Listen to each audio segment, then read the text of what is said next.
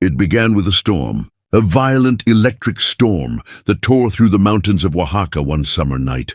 Lightning cracked open the sky, thunder rolled across the valleys, and deep inside an old forgotten village, the ground itself began to tremble. When morning came, the storm was gone. But the earth had split. A small hill behind the chapel had collapsed, revealing something beneath the soil. A carved stone doorway, sealed with ancient symbols no one recognized. The villagers gathered in silence. Old men crossed themselves. Women whispered prayers. They said the mountain had finally spoken. No one dared go near, until a farmer named Mateo climbed down the hole. He carried nothing but a candle. He said he only wanted to see if there was gold, something worth selling. But when his candlelight touched the carvings, he froze, because lying inside the chamber were two children, perfectly still, perfectly identical, and perfectly preserved, two boys, around 8 years old. Their eyes were closed, their hands gently folded on their chests, as if sleeping. The villagers thought they were statues. But when Mateo reached closer, he felt something warm, their skin, soft, human. And when he placed his ear near one of their chests, he swore he heard a faint heartbeat. He ran out screaming, trembling. His candle dropped. The chamber filled with darkness once again. By sunset, the entire village was gathered around the hole. Rumors spread faster than fire. The children of the gods, some said. Others whispered, the end times have come. A week later, a team of researchers from Mexico City arrived. They expected bones. They found the impossible. Dr. Alvarez, the lead archaeologist, described it later in his notes.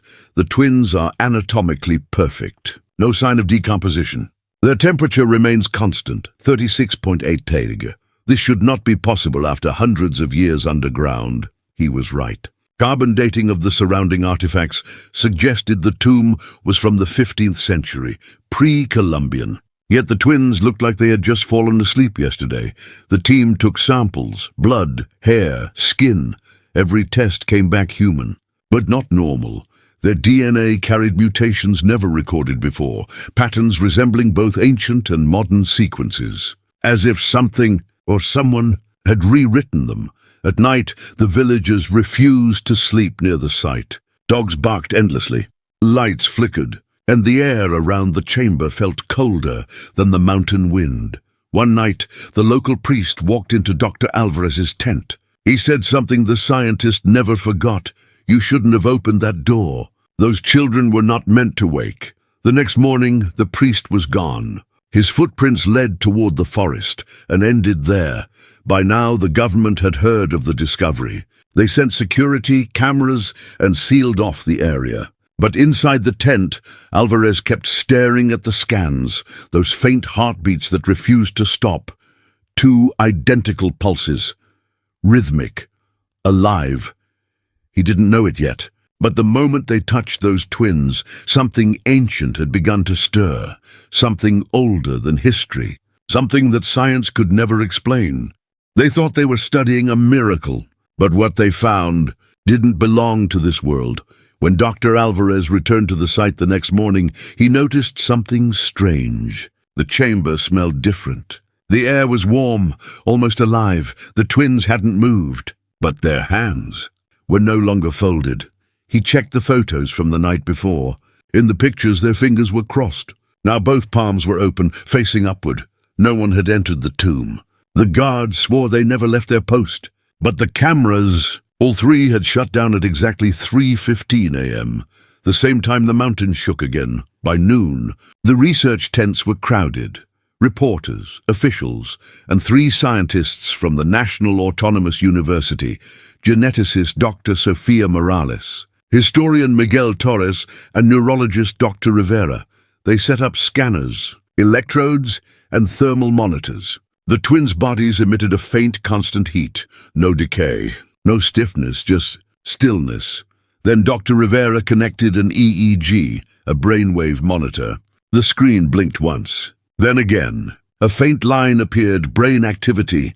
The room fell silent. No one spoke for several seconds. Rivera whispered, "That's impossible." Dr. Alvarez felt his throat tighten. If the twins were dead, this reading shouldn't exist. If they were alive, how could they have survived for over 5 centuries underground? He leaned closer. The twins' eyes were closed, but a tear, small and clear, had formed in the corner of one boy's eye. That night, Dr. Morales stayed behind to analyze the DNA samples. She was brilliant, calm, logical, never superstitious. But when she saw the results, she ran out of the lab pale as chalk. Their genetic code contained fragments she couldn't trace, not from any known species. Yet they were perfectly human, almost too perfect. The villagers called them Los Hijos del Espejo, the Mirror Children. In old Zapotec myths, the Mirror Twins were said to reflect each other's souls. If one was harmed, the other would feel it. If one died, the other would not rest. Dr. Alvarez didn't believe in myths, but as the sun went down, he couldn't ignore the chill in the air. Every bird in the forest had gone silent. The guards claimed they saw someone walking near the excavation site, a child barefoot wearing white. But when they searched, there were no footprints, only ash. Later that night, Alvarez sat in his tent listening to the wind. It sounded almost like breathing, slow, rhythmic, steady. He turned off his lamp. The darkness felt heavy. The sound grew louder. He realized it wasn't the wind. It was coming from the chamber. He ran toward it, only to find both twins lying exactly where they had been. But their mouths were open, their lips moving faintly. No sound came out, just air, like whispers trapped between worlds. Dr. Alvarez fell to his knees. He knew what he was hearing couldn't be real, yet he couldn't deny it. They were breathing, and far away in the nearby town, every clock stopped at the same second. 3:15 a.m. Again, something had awakened. And it wasn't done yet. If you think this story can't get any stranger, wait until you hear what they found beneath the chamber. Like, share, comment, and subscribe, because we uncover the whispers of the old gods. Science had reached its limit. Now only the old gods could explain what was happening in Oaxaca. After the second night, no one slept. The guards refused to stand near the chamber. The villagers prayed from their doorways, and Dr. Alvarez couldn't shake the feeling that something was watching them. The twins were still, but the soil around them had changed color, a deep red tint that wasn't there before. When tested, it wasn't blood. It wasn't clay either. It was something unknown. Dr. Morales whispered, "It's as if the ground itself is bleeding." By morning, the air felt heavier. Every radio signal within 5 miles went dead. The temperature dropped 10 degrees in the middle of summer. That's when the elders came, 3 of them, bent-backed, their faces lined with the dust of centuries. They said they had heard the call of the mountain. They carried with them ancient symbols carved into obsidian stones. One elder, a woman named Iselle, looked at the twins and fell to her knees. Tears streamed down her face. She said, "The Mirror Children have returned." Dr. Alvarez asked what that meant. Iselle told him an old story, one older than the Spanish, older than the temples themselves. There was a god who ruled reflection and rebirth. His sons were mirrors, one of light, one of shadow. When men defied the gods, the twins were buried alive beneath the mountains, their souls trapped between worlds. Dr. Alvarez tried to dismiss it, but Dr. Morales was listening carefully. She asked the elders what would happen if the twins ever woke. The old woman looked up. Her eyes were empty. Then the world would see itself as it truly is. The scientists didn't understand. But that night, the mountains shook again. Inside the tent, every electronic device turned on by itself. Scanners, monitors, lights, all flashing in unison. The same rhythm as those heartbeats. Alvarez shouted, "Cut the power!" But the equipment wasn't plugged in, and in the chamber, the twins' eyes opened, slowly, completely. Their pupils glowed faint gold, like sunlight reflected through water. One of the guards screamed. Another fainted. Dr. Rivera backed away, whispering, "They're alive," but the twins didn't move. They just stared upward, their gaze fixed on something invisible, something ancient. Then came the whisper, soft, echoing through every speaker, every radio, every piece of metal around them. A voice no one could understand, not Spanish, not Nahuatl, not any human language. The villagers ran. The scientists froze. And Dr. Alvarez realized his own voice recorder was on, capturing it all. Later, when he played the tape, the sound was clear. A single phrase, repeated over and over, "We were never gone." The twins' heartbeat stopped after that, completely still again, as if nothing had ever happened. The elders returned the next morning and told them to leave. They said the mountain was awake now, and it remembered everything. Dr. Alvarez wanted to stay, to study, to explain it all. But that night his tent collapsed. Every print, every photo, every record of the twins, gone. Burned to ash, all except for one thing. That voice recording. He listened to it one last time before leaving Oaxaca. At the end of the whisper, just before the tape cut out, he heard something new. A child's breath, and then a second one. In perfect unison, something had returned. Something buried deep in Mexico's oldest soil, and what they found next changed everything. Like, share, comment, and subscribe, because the twins awaken, and the earth remembers their names. They thought the twins were asleep. They were wrong. They were waiting. 3 days passed after the whispers stopped. No movement, no sound, just silence. Heavy and unnatural. Dr. Alvarez's team wanted to leave. The villagers already had. Only a few soldiers and scientists remained, the ones still searching for answers, but Alvarez couldn't stop staring at them. The twins, identical in every detail. Their faces peaceful, almost divine. He said to Dr. Morales, "If this is death, why do I feel like they're watching us?" That night it began again. The chamber lights flickered. The monitors restarted, even though the power was disconnected. The temperature dropped below freezing, and then came the heartbeat. Not 1, 2. The monitors spiked wildly, 120 BPM, then 140, then flatlined. Then again, a pulse stronger than before. Dr. Rivera rushed forward, pressing a stethoscope to one chest. He froze. "They're alive?" His voice trembled. Both of them. One twin twitched. His hand jerked. His lips parted. A gasp echoed through the cave, small but sharp enough to make everyone step back. The boy's chest rose. Then the other twin did the same. A breath and another. In perfect rhythm, the soldiers raised their weapons. Dr. Alvarez shouted, "No one touches them!" But before anyone could react, every piece of metal in the chamber began to shake. Tools, tables, even the rifles. A low hum filled the air, vibrating through bone and skin. The ground split slightly under their feet, and from the ceiling, dust rained down like falling ash. The twins sat up, slowly, effortlessly, their eyes still glowing that faint gold. Dr. Morales whispered, "What are they?" The twins looked at her, and for a moment the whole world went silent. Then one of them spoke. A single word, in a language no one could recognize. But somehow everyone understood what it meant. "Remember," Dr. Alvarez stumbled back. The monitors exploded into static. The hum grew louder, like thousands of voices overlapping. On the surface, the animals fled. Birds scattered. Cattle broke their pens. The mountain shook once more, harder this time. Inside, the lights went out completely. Only the twins' glow remained. They stood now, barefoot, weightless, untouched by gravity itself. Their hair moved as if underwater, and between them, a faint shadow formed. It wasn't human. It wasn't light either. It was a reflection, moving when they didn't. Dr. Alvarez realized what he was seeing. A third presence. Invisible but alive, he whispered. The mirror. Then all at once, silence. The hum stopped. The shaking ended. And the twins collapsed, unconscious. Still, their eyes closed again. The soldiers rushed in. Dr. Morales screamed, "Don't touch them!" But it was too late. One soldier placed a hand on the smaller twin's shoulder and fell instantly, motionless. His skin turned pale. His pulse vanished.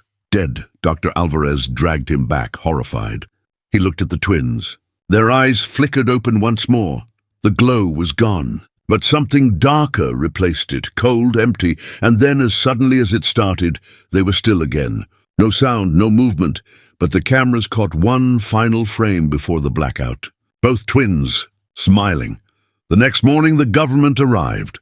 The site was locked down. No one was allowed to leave. and all footage was confiscated. But the scientists knew what they saw. The twins were not human. They were something much older, something that had been waiting centuries to wake, and they discover what lies beneath the mountain, the forbidden chamber that holds the truth. Like, share, comment, and subscribe, because this mystery is just beginning. They thought the twins were the mystery. They were only the door. The site was sealed by morning. Armed soldiers stood at every corner. The scientists were forbidden to speak, forbidden to leave. But Dr. Alvarez couldn't stop thinking about what he saw. That smile, that impossible glow. That word, remember. He had spent his life chasing logic. But logic had died in Oaxaca. At noon, a military engineer arrived, a quiet man with a ground scanner. He claimed he was there to check for structural weakness. But when he passed the device beneath the chamber, something unexpected appeared on the screen. A hollow cavity, deep below the twins' resting place. Perfectly circular, man-made. Dr. Morales leaned in. There's another chamber beneath this one. Alvarez's heart pounded. Then we didn't find the beginning. We found the middle. The colonel in charge refused to authorize digging. He said the government would handle it. But that night, when everyone slept, Alvarez and Morales returned to the site with flashlights and shovels. The villagers had vanished. Even the wind had gone still. It was as if the world was holding its breath.